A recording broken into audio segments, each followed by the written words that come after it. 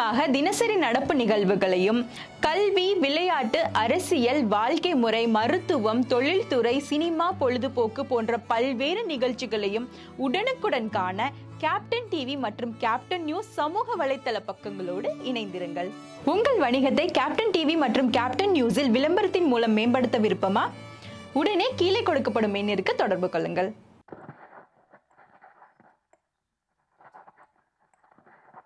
வந்திருக்கக்கூடிய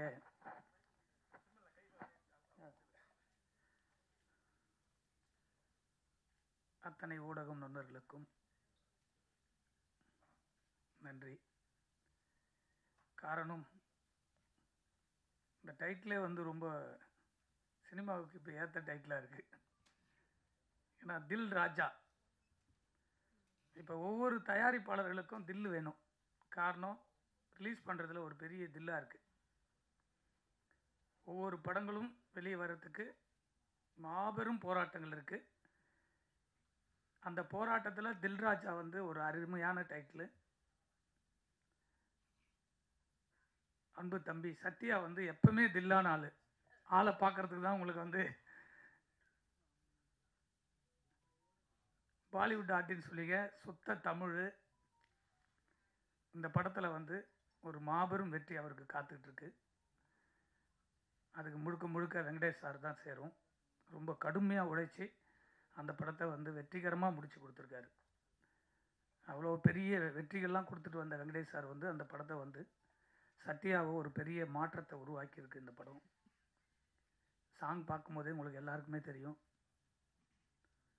ரொம்ப அழகான ஒரு படமாக இந்த படத்தை சத்யாவுக்கு அமைச்சு கொடுத்துருக்கு. வெங்கடேஷ் சாருக்கு ஒரு பாராட்டு சொல்லணும். காரணம், ஹீரோங்களால் தான் நிறைய படங்கள் வெளியே வர முடியாமல் நிற்கிறது. இப்படிப்பட்ட ஒரு ஹீரோவெலாம் உருவாக்க முடியாதான் தமிழ் சினிமாவுக்கு ஒரு வரமாக இருக்குதுன்னு நினைக்கிறேன். சாங்கு பார்க்கும்போது விஷுவலாக படம் எடுக்கும்போதே அதை பார்த்தேன். ரொம்ப அழகாக வந்துட்டு இருந்து. ஸோ இதில் பார்க்கும்போது ஷெரீன் இப்போ நடிச்சிருக்காப்புல ஒரு பொண்ணு போல் இருக்குது. ஏன்னா பழைய ஹீரோயினியாவே தெரியல. இப்போ புது ஒரு ஹீரோயினே எப்படி இருக்குன்னா எல்லாரும் கேட்குறாங்க, எங்கள் ராஜா அண்ணன் பக்கத்தில் யார் ஹீரோயின் கேட்டார். அவ்வளோ அழகு அந்த பொண்ணு அழகாக இந்த படத்தில் நடிச்சிருக்காங்க.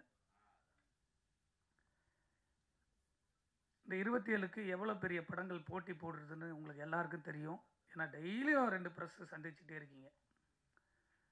ஒரு தயாரிப்பாளருக்கான அங்கீகாரம் எங்கே கிடைக்கும்னு சொன்னால் அந்த வெற்றி படத்தில் தான். இந்த எல்லா படமும் லாஸ்ட் வீக்கு ரிலீஸ் ஆகிருக்கிற படங்களும் வெற்றி படங்கள் தான்.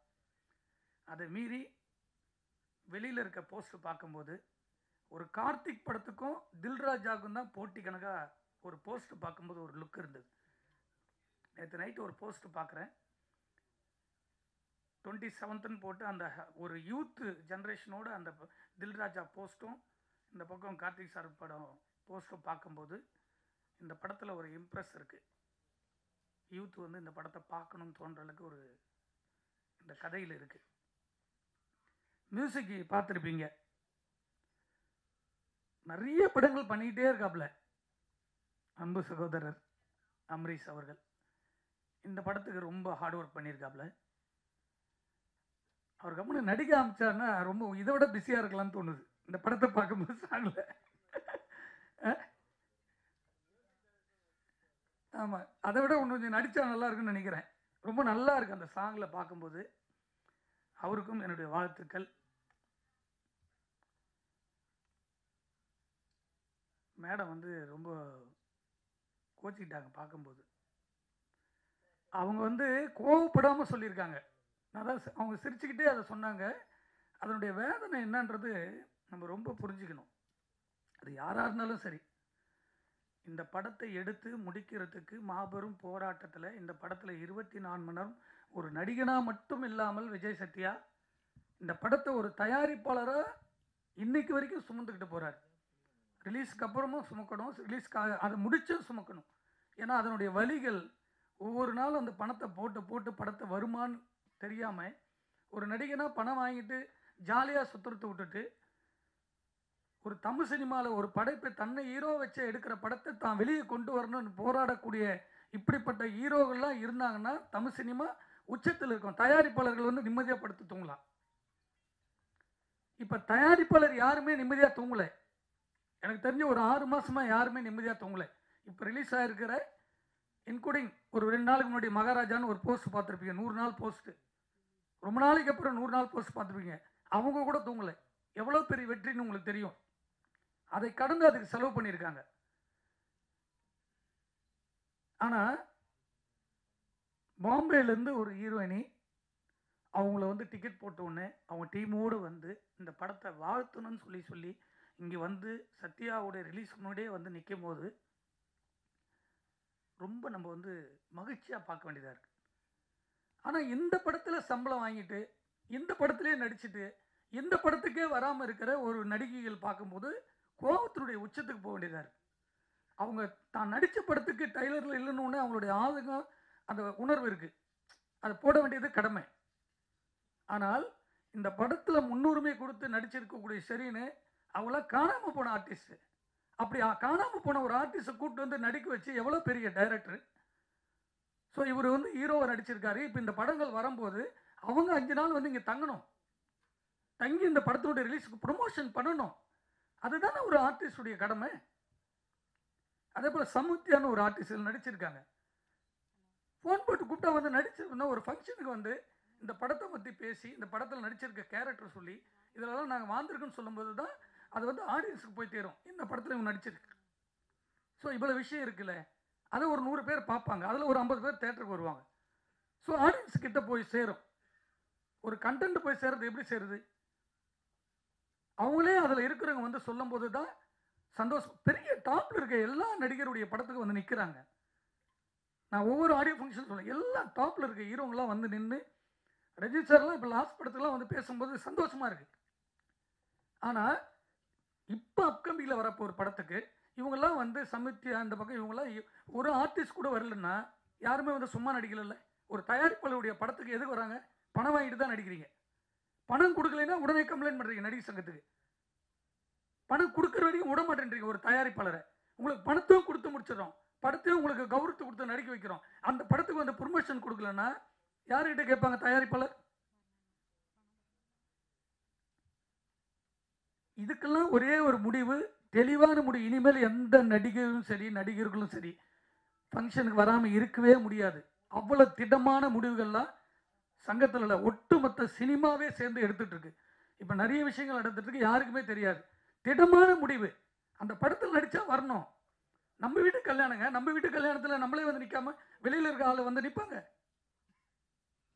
சொல்லுங்க. பாம்பேலேருந்து வந்து அவங்க வந்து ஒரு ஆர்டிஸ்ட் வந்து நிற்கும் போது சந்தோஷமா இருக்கு. நீங்கள் வந்து இருந்தீங்கன்னா எங்களுக்கு ஒன்றும் பெரிய ஆறுதலாக இருக்கும். இந்த நடிச்சிருக்க 2 ஹீரோயினியும் வரலன்னா அப்போ எந்த படத்தில் போய் நடிக்க போறீங்க? அப்போ நடிக்காது போயிடலாமே. வேற என்ன, சினிமாவுக்கு வாழ்ந்துட்டு இருக்க எவ்வளோ நடிகர்கள் நடிகைகள் வாய்ப்பு கிடைக்காம தவமா இருக்காங்க. அவங்களுக்கு அந்த வாய்ப்பு கிடைக்கும், அவங்க வந்து அதில் வந்து சந்தோஷப்படுவாங்க. நீங்கள் நடிக்கணுன்ற எண்ணம், எல்லாருக்கும் மெசேஜ் போடுறீங்க, எல்லாரும் இந்த படத்துக்கு வரணும், வாய்ப்பு வரணும் தேடுறீங்க. வாய்ப்பு கொடுத்த பிறகு ஷூட்டிங் வரதுக்கு 1000 பிரச்சனை பண்ணுறீங்க. ஷூட்டிங்கில் வந்தால் கேரம் ஒன்று வேணும், இது வேணும், ஸ்டார் ஹோட்டலில் தான் நீங்கள் டிசைட் பண்ணுறீங்க. இதெல்லாம் அரேஞ்ச் பண்ணி கொடுத்தாலும் படத்தில் வந்து ப்ரொமோஷன் ஆடியோலேருந்து ரிலீஸ் வந்து நிற்க மாட்டீங்க. அப்போ யாருக்கிட்ட சொல்லணும்? உங்களுக்கே அக்கல் இல்லாத சினிமாவில் நீங்கள் எதுக்கு நடிக்க வரீங்க? இப்போ சினிமான்றது ஒரு பொக்கிஷம், கலையாக நேசிச்சுவாங்க. இந்த படத்தை எதுக்கு சுமந்து ஓடுறாரு? இவ்வளோ படங்கள் போட்டிக்கு முன்னாடி இன்னைக்கு தில்ராஜா வந்து நிற்குதுன்னா அந்த படத்தை பார்க்கும்போது சாங்கில் அவ்வளோ அழகா இருக்கு. இதுக்கெல்லாம் ஒரு திடமான முடிவை தயாரிப்பாளர் சங்கம், எங்கள் அண்ணன் இருக்கார் ராஜண்ணன், அவர் நிறைய விஷயத்த எல்லாத்தையும் பேசுறாரு ஓப்பனா.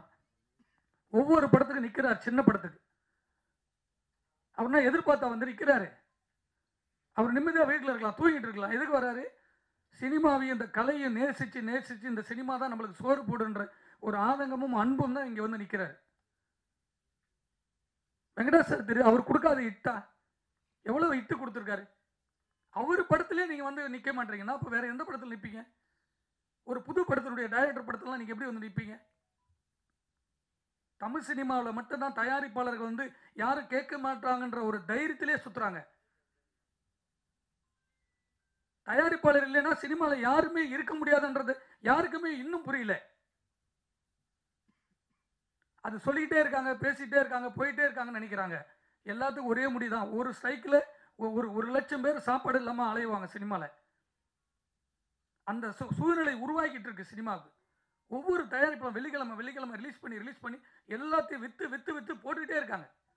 அதெல்லாம் போனால் கூட பரவாயில்ல. அந்த படம் ரிலீஸ் போது ஒட்டுமொத்த இண்டஸ்ட்ரி அதில் நடிச்சிருக்க டெக்னீஷியன்லாம் வந்து நிற்கும் போது ஸ்டேஜில் அந்த படத்துக்கு வந்து ஒரு ஹாப்பியாக இருக்கும். நான் விட்டுட்டேன் 2 கோடி 3 கோடி போனால் பரவாயில்ல, என்னுடைய படத்துக்கான ஆறுதலாக நாங்கள் நிற்கணும்ல. ஒரு 20 நாள் 30 நாள் 40 நாள் கால் ஷீட் நடிக்கிறீங்க. ஒரு அரை மணி நேரம் 2 மணி நேரம் ஒரு ஆடியோ ஃபங்க்ஷன், ஒரு 10 சேனலுக்கு என்ட்ரி கொடுத்து இந்த படத்தை பற்றி நான் அந்த கேரக்டர் பண்ணி நடிக்கும் போது தானே அது வந்து ஹாப்பியாக இருக்கும். கடவுள் வந்து எல்லாருக்குமே 50 கோடி 1 கோடி 100 கோடி 200 கோடி பிரித்து கொடுக்கல நடிக்கிறது, அவங்களுடைய ஹார்ட் ஒர்க்கில் தான் கொடுக்குது. நீங்கள் இந்த படத்தில் நடிக்கிறீங்க, நடித்தா மட்டும் பத்தாது, அதுலேருந்து நிற்கணும், உங்களுடைய கடமை. அது ஒரு 4-5 ஹீரோயினிங்க 4-5 பெரிய நடிகர்கள் இருக்காங்க, அவங்களாம் ஃபங்க்ஷன் வரக்கூடாது. இந்த ஃபார்முலா சில ஆள் எடுத்துட்டாங்க இப்போ. ஏன்னா கேட்கறதுக்கு ஆள் இல்லை. தமிழ் சினிமாவை ப்ரொடியூசருக்கு நயன்தாரா சொந்தமாக படம் எடுத்து அவங்க போய் ஸ்டேஜில் நிற்கிறாங்க. ஒரு ப்ரொடியூசர் எடுக்கிட்டோம் வந்து நிற்க சொல்கிறாங்க பார்க்கலாங்க, வரதே கிடையாது. என் தயாரிப்பாளர் ரோட்டில் பெற்று விட்டு வச்சுருக்காங்க. ஒவ்வொரு தயாரிப்புலையும் எல்லாத்தையும் வித்துட்டு படம் எடுக்கிறோம். எல்லாத்தையும் வித்துட்டு இந்த படத்தில் வராதுன்னு தெரிஞ்சோம் ஒரு படத்தை கொண்டு போய் ஒரு கலைஞனா சினிமாவை கொண்டு போய் வெளியில் சேர்க்கும் போது மக்கள் மத்தியில் அந்த ஆறுதல் கூட இல்லைன்னா இந்த சினிமா யாரு காப்பாற்றுறது? இது ஒரு கூட்டு குடும்பம் சினிமா. அந்த கூட்டு குடும்பத்துக்கான கூட்டம் நம்ம இருந்தால் தான் பெரிய வெற்றி படங்களை கொடுக்க முடியும். இந்த தில்ராஜா ஒரு அழகான படம், ஒரு மாபெரும் வெற்றி. இந்த படம் வந்து ஆக்ஷன் ஹீரோவா தம்பிக்கு உருவாக்கணும். அதே போல் எனக்கு உண்மை ஹாப்பியாக இருக்குது. ஹிந்திலெலாம் வந்து நான் ஒரு 7 வருஷம் ஒர்க் பண்ணேன். ஒரு ஆர்டிஸ்ட் பிளான் பண்ணிட்டாங்கன்னா அந்த ப்ராசஸ் அப்படியே வந்து பக்காவாக இருக்கும். ஷூட்டிங் டைம்னா ஷெட்யூல் போட்டாங்க, ஸ்பாட்டில் இருப்பாங்க. 4 மணி நேரம்னா வேறு எதை பற்றியும் போய் யோசிக்க மாட்டாங்க, அது ஸ்கிரிப்டில் தான் இருப்பாங்க. நான் சொல்கிறது அமிதாப் பச்சன் உட்பட. அவர் வந்து உட்காந்துட்டாருன்னா ஸ்டேஜில் வேறு எதுவுமே பண்ண மாட்டார், அது ஸ்கிரிப்ட் மட்டும் தான் யோசிப்பார். பெரிய டாப்பில் இருக்க ஆர்டிஸ்ட்டு, ஹீரோயினி கூட உட்பட.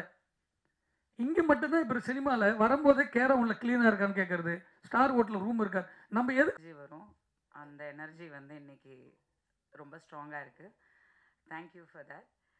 And first of all I would like to congratulate and wish all the best to Vijay Satya and A. Venkatesh sir and team Amrish.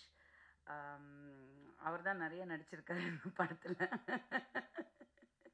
No actually நான் அம்ரிஷை வந்து எந்த சோஷியல் இவெண்ட்ஸ்லேயும் சினிமா இவெண்ட்ஸில் நான் பார்த்ததில்லை. நான் actually I have not seen him. Aunty எனக்கு நல்லா தெரியும். Aunty is very very very sweet. எங்கே பார்த்தாலும் எப்போ பார்த்தாலும் ஆப்வியஸ்லி அப்பா அம்மா காலத்துலேருந்து they've been family friends. So aunty ரொம்ப நல்லா பேசுவாங்க. But I've never seen him. நான் இன்னைக்கு பார்த்துட்டு தான் ஐ மீன் லைக் எனக்கே நான் கேட்டேன், இப்போ தான் கேட்டேன், ஏன் நீ வந்து எந்த ஃபங்க்ஷனுக்கும் you are not coming and என்ன தெரியல. he said that was cute. Anyway, lovely music and I think all the songs are very big hits. So congratulations to that. இந்த படம் பொறுத்த வரைக்கும் சாரோட நான் ஏ வெங்கடேஷ் சாரோட நிறைய பேருக்கு தெரியாத விஷயம், நான் ஃபஸ்ட்டு ஒரு கம்பேக் பண்ணோம் நடிக்க வரணும்னு சொல்லிட்டு இப்போது நான் ரீசெண்டாக பிக் பாஸ்க்கு வந்து அதுக்கப்புறம் வர்றது மட்டும்தான் எல்லாருக்கும் தெரியும். ஆனால் ஆக்சுவலி ஒரு 10 வருஷத்துக்கு முன்னாடி நான் ஃபஸ்ட்டு வந்து என்னோட பாப்பா ஜெயனிதா பிறந்ததுக்கப்புறம் எங்கள் அப்பாவோட சண்டை எல்லாம் நடந்தது. அப்போ தான் நான் ஃபேமஸான மீடியாவில் திரும்பி அந்த டைமில் வந்து நான் பயங்கரமாக இழைச்சேன். And I wanted to come back in films. I thought why not அப்படின்னு சொல்லிட்டு ஒரு ஐடியா இருந்தது. அப்போ வந்து ஏ வெங்கடேஷ் சார் தான் ஆக்சுவலி ஃபஸ்ட்டு வாய்ப்பு எனக்கு கொடுத்தாரு. சும்மா நச்சுன்னு இருக்குது பிரிட்டோ சாரோட தயாரிப்பில் வந்து சும்மா நச்சுன்னு இருக்குன்ற படம் நகுலோட அந்த ஒரு படம் நான் பண்ணிவிட்டு again I just I took a back seat. I think that was அந்த நேரம் என்னோட டைம் இல்லை. I didn't want to continue. But சாரோட நான் ஃபஸ்ட் டைம் ஒர்க் பண்ணேன். Seriously I'm telling you he has been like, நான் சொல்கிறது வந்து 2010-11 நினைக்கிறேன். அந்த டைம்லேருந்து சார் வந்து நான் வந்து டைரக்டர் பி வாசு கிட்ட வந்து அசிஸ்டண்ட்டாக ஒர்க் பண்ண ஒரு ஆள். ஸோ ஒரு 10 படம் நான் வந்து ஒர்க் பண்ணியிருக்கேன் அவரோட. ஸோ அவரோட ஸ்பீடு, அவரோட அந்த தாட் ப்ராசஸ், அவரோட அந்த போல்டான ஒரு டெசிஷன்ஸ், அவரோட பெர்ஃபார்மன்ஸு, நான்லாம் வந்து ஒரு ரசிகையாக பார்த்துருக்கேன் டைரக்டரை. என்னோட குரு அவரை பார்த்து நான் வளர்ந்துருக்கேன், ஒரு ஆர்டிஸ்டாக வளர்ந்துருக்கேன். இன்றைக்கி எனக்கு பெர்ஃபார்ம் பண்ண முடியுது அப்படின்னா ஐ திங்க் டெஃபினெட்லி ஒரு டைரக்டர் லைக் பி வாசு கிட்ட ஒர்க் பண்ணது மட்டும்தான். நான் 4 படம் பண்ணேன், அந்த படத்தோட நான் அவ்வளோதான், I got married and settle down. But அந்த 4 படத்தை விட நான் ஒரு அசிஸ்டன்ட் டைரக்டராக ஒர்க் பண்ணது தான் இன்றைக்கும் எனக்கு சினிமாவுக்கு, ப்ரொடக்ஷனுக்கு எல்லாத்துக்குமே ஹெல்ப் ஆகுது. அந்த விதத்தில் அந்த வரிசையில் பார்க்கும்போது கேஎஸ் ரவிக்குமார் சார், யூனோ தேர் சில டைரக்டர்ஸ் வந்து ஒரு ஹீரோவை விட ஒரு ஜாஸ்தி ஒரு பர்சோனா, ஒரு ஒரு அவங்கக்குள்ள ஒரு தேஜஸ், அவங்கக்குள்ள ஒரு ஸ்பீடு, ஒரு நம்ம ரசிப்போம், ஒரு ஆர்டிஸ்டாக ரசிப்போம் இந்த டைரக்டரை. அந்த மாதிரி நான் ஒர்க் பண்ணதில் வந்து A Venkatesh sir is one of the ace directors. ரொம்ப அடக்கமான ஒரு ஒரு you know down to earth person. யாருமே வந்து அவர் பந்தாவே பண்ணிக்க மாட்டார். அவர் அவ்வளோ ஸ்வீட் த்ரூ த இயர்ஸ். நான் இப்போ ஒரு 4 படம் ஒர்க் பண்ணிட்டேன் அவரோட. அண்ட் அவர் இந்த படத்துக்கு கூப்பிட்டப்போ ஒரு 2 days ஆக்சுவலி என்ன ஆச்சுன்னா, இங்கே இருக்க தேன்மொழி என்னோட அட்ரஸ்ஸு, அவங்க மூலியமாக தான் இந்த மாதிரி ஒரு படம் எடுக்கிறாங்க. சார் வந்து என்னை கேட்டார், ஒரு 2-3 days தான் ஒர்க்கு, பட் ஒரு நல்ல ரோலு அப்படின்னு சொன்னாங்க. அப்புறம் எனக்கு காலே வரல. சம்திங் ஹேப்பன், யாரோ நடுவில் வந்து கேம் விளையாடிட்டாங்க ஆஸ் யூஷுவல். எனக்கு கால் வரல.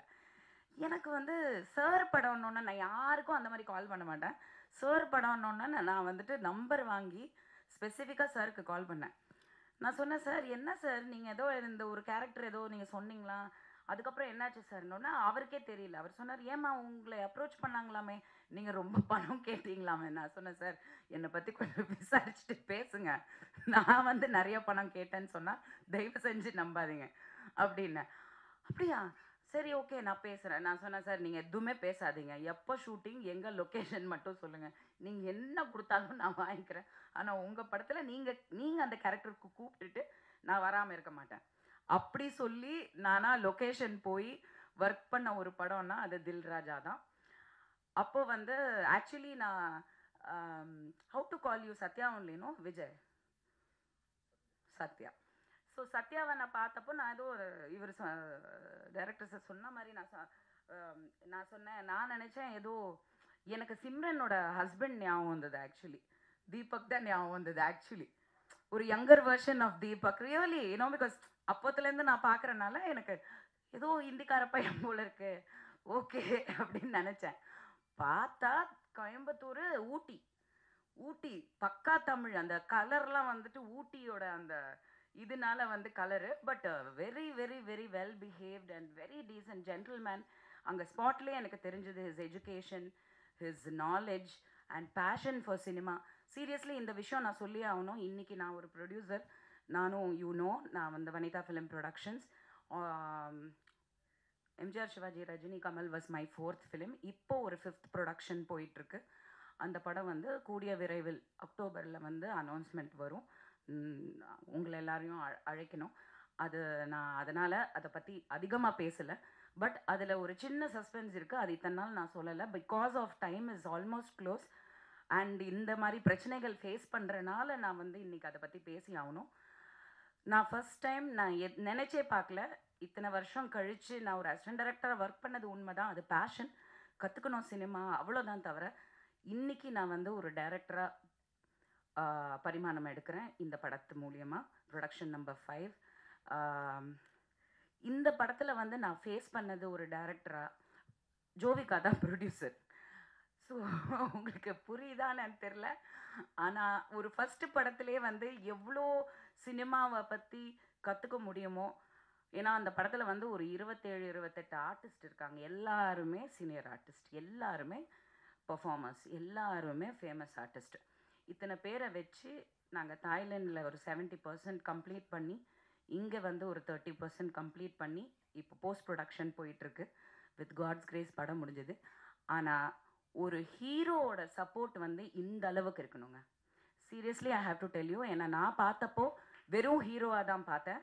ஆனால் இந்த படத்தில் இன்றைக்கி ப்ரொடியூசரை தாண்டி வந்து நின்று ஒரு படத்தை வந்து நம்ம கொண்டு வரணும், இவ்வளோ எஃபர்ட் போட்டாச்சு, அதை கொண்டு வரணும், ரிலீஸ்க்கு கொண்டு வரணும், அதுக்கான என்னெல்லாம் பண்ண முடியும், யார்கிட்டெல்லாம் பேச முடியும், என்ன எஃபர்ட் எடுக்க முடியும், அந்த சின்சியரிட்டி, அந்த ஜென்யூனிட்டியே வந்து லைஃப்பில் வந்து நம்மளை வந்து எப்படினாலும் ஜெயிக்க வச்சிரும்.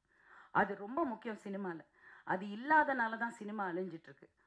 பட் என்னன்னா இது எப்போவுமே நீடிக்கணும் சத்யா. கரெக்டா? இவங்க பாம்பேலேருந்து வந்திருக்காங்க. She is Kannika. Hi, thank you for coming from Bombay like a south Indian girl. But remember one thing I am telling you today, be like this for ever. நாளைக்கு உனக்கு மேபி பல கோடி ரூபாய் சம்பளம் கிடச்சி பெரிய ஹீரோயின் ஆகலாம். ஆனால் நீங்கள் இப்போ what ever you are remain the same. ஏன்னா எல்லாம் ஆரம்பத்தில் நல்லா தான் இருக்காங்க. அதுக்கப்புறம் வந்து கோடி, 10 கோடி, 7 கோடி, 6 கோடி அந்த படத்தில் வர்ற மாதிரி டைலாக் தான். ஸோ அந்த விதத்தில் வந்து I wish Sathya all the best. I think he is performed very well and he looks like நிஜமாக வந்து ஒரு பெரிய கமர்ஷியல் ஹீரோக்கான ஒரு லுக் கண்டிப்பாக இருக்குது. தமிழ் பையங்க சப்போர்ட் பண்ணுங்க. ஹிந்திக்கார பையன் கிடையாது. ஹிந்தி தெரியாது போடா சொல்லு அந்த மாதிரி. And I thank A Venkatesh sir and Amrish and K Rajan sir. நான் சொன்ன மாதிரி இந்த படத்தில் ஹீரோயின் வரல, லேடி ஆர்டிஸ்ட் வரலன்னா ஃபர்ஸ்ட் இவர் வந்துடுவார். சார் சப்ஸ்டிடியூட் நீங்கள் தான் சார், வேறு என்ன சார், யார் சார் அட்ராக்ட் பண்ணுறது ஆடியன்ஸையும் ப்ரெஸ்ஸையும்? ஃபஸ்ட்டு நீங்கள், நெக்ஸ்ட்டு நான் ஒரு கொசுறு மாதிரி உங்கள் கூட வருவேன். நடித்தேனோ இல்லையோ நான் அங்கே இருப்பேன். ஸோ அந்த விதத்தில் நான் எப்போவுமே சொல்லுவேன், ஆடியோ ரிலீஸ் மேட்ஸ் நாங்கள் எல்லாமே எப்போவுமே ஆடியோ ரிலீஸில் மட்டும்தான் சந்திப்போம். இது ஒரு க்யூட்டான ஒரு ஸ்டோரியாக இருக்குது ஆக்சுவலி, ஒரு நல்ல line. Anyway I wish all the best.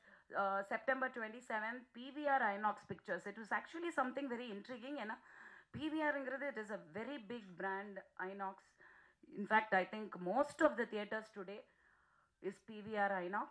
எல்லாத்துலேயுமே அவங்க வந்து they have taken over. So அவ்வளோ பெரிய பிராண்ட் வந்து இந்த படத்தை ரிலீஸ் பண்ணதுன்னா, நான் படம் பார்க்கல பட் டப்பிங் பண்ணேன். So I seen the gist of the film and நாங்கள் ஒர்க் பண்ணும் போது கிளைமேக்ஸ்லாம் நடந்தது.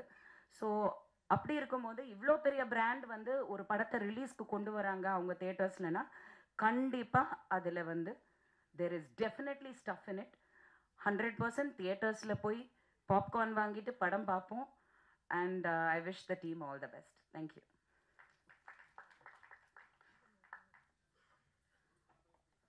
Thank you ma'am, thank you so much.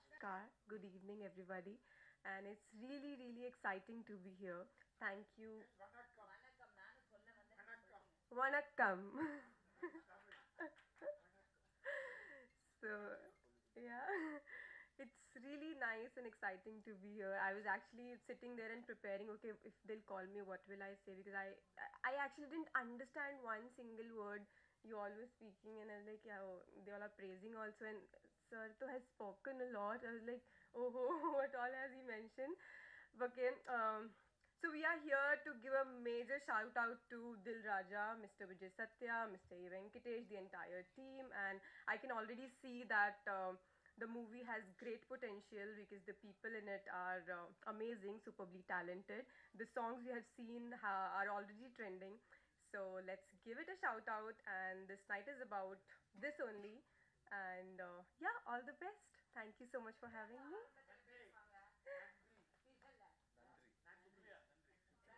Nandri.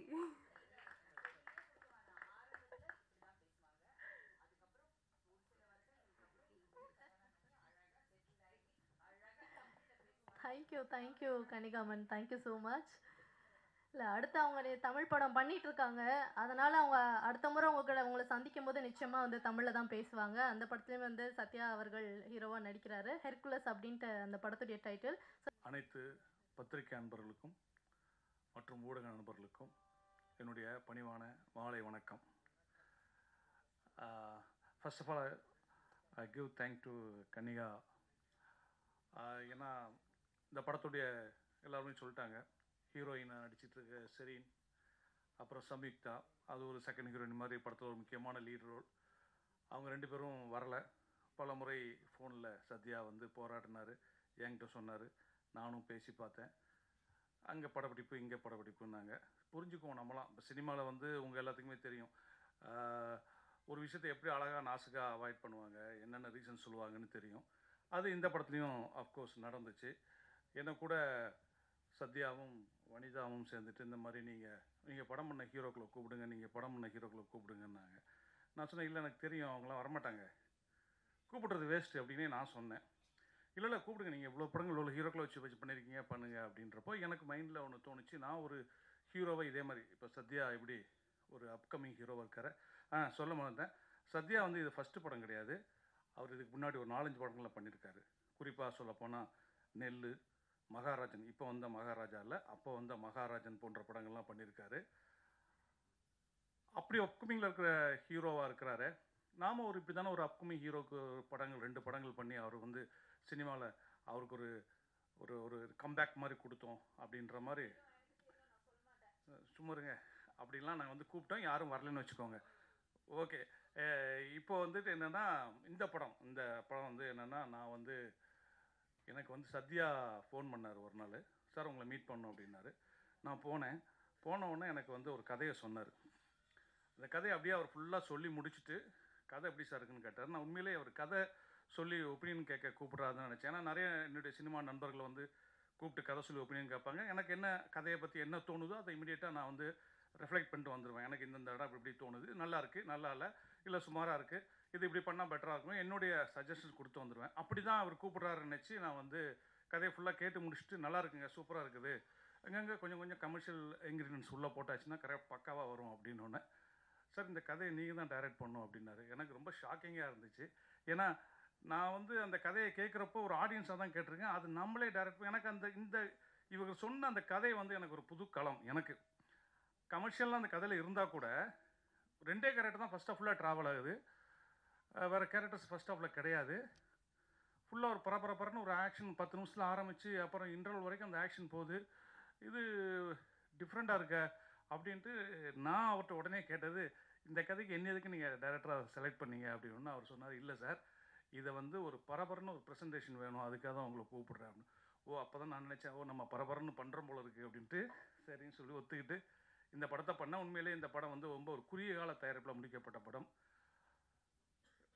கதையோட லைன் என்ன அப்படின்றபோது அந்த லாக் லைன் சொல்லுவாங்க. அது வந்து என்னென்னா, வாழ்க்கையில் எவ்வளோ பெரிய பிரச்சனை வந்தாலும் நம்ம வந்து சோர்ந்து போகிறதுல வந்து எந்த விதத்துலையும் யூஸ் இல்லை.